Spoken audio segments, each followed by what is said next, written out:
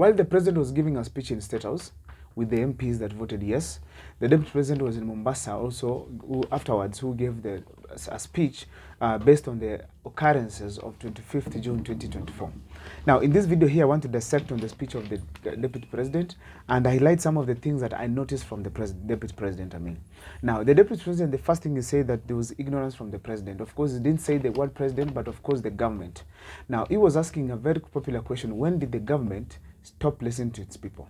Now, considering that is the deputy president, I want to remind him some of the things that have happened during this government that show when the government stopped listening to its people. The first one, during the Finance Bill 2023, he was championing the passage of that bill, and he asked the members of parliament to pass it without even touching a comma.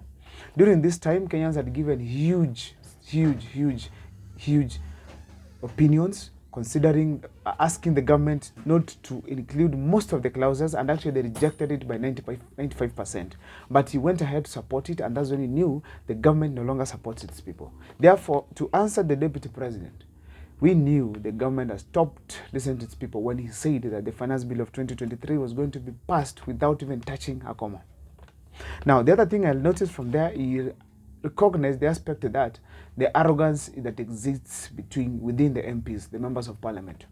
It is true, we all notice that this arrogance has been there since the people were elected, the members of parliament were elected into office. And during all this time, the deputy president has been watching these people do that, but he has never complained or has never supported and never stopped it in any way, until when the differences between him and the president occurred. Therefore, we want to say that the pretense that is showing, we know it very well.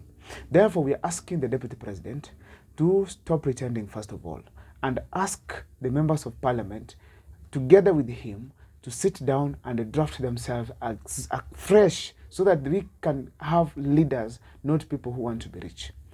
Now, the deputy president has to remember that while he was going around in the country asking people to consider one man, one vote, one shilling, something that did not have any basis. It's not discussed anywhere. It is not in parliament. It is not in executive. It is not anywhere.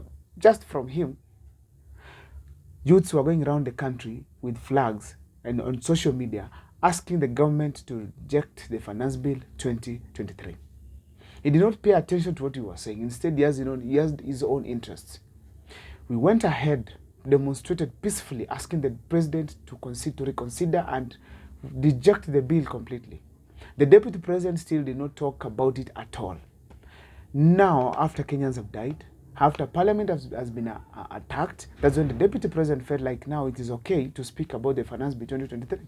This is the kind of leadership we want to get rid of as the Gen Zs and millennials in this country. And therefore, we are asking the Gen Zs to remember that everybody in government is our enemy.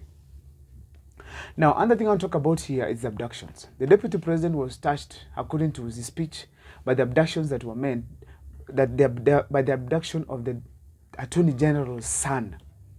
Now, could it have gone up to the Attorney General's son for him to understand that abductions are not good in this country?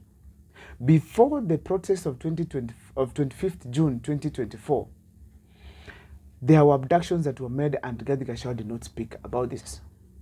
But he felt the weight of it when the Attorney General's son was abducted. This is the kind of leadership we are again discouraging in this country. Our leaders must own up. Now, he also talked of the negligence and the failure of the National Intelligence Service. The NIS failed according to Gachagua. If it failed, he also said, there's something that I noticed from him. He said that he has been on foreign trips, here and there on foreign trips. Gachagua has never talked about this. He came to say it after it had failed to inform the government that the anger within Kenyans is so huge that it needs to reconsider the finance bill. Now, during his speech, it was very clear that the government has been failed by the NIS.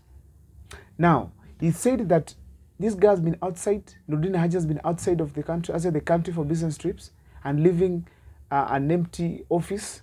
That is what we are saying, that he left him to go. He kept quiet until a mess occurs. That's when he comes out now to speak and say these people had slept on the job. This is still the leadership you're talking about. This is still the leadership that you're talking about in the country we need to get rid of.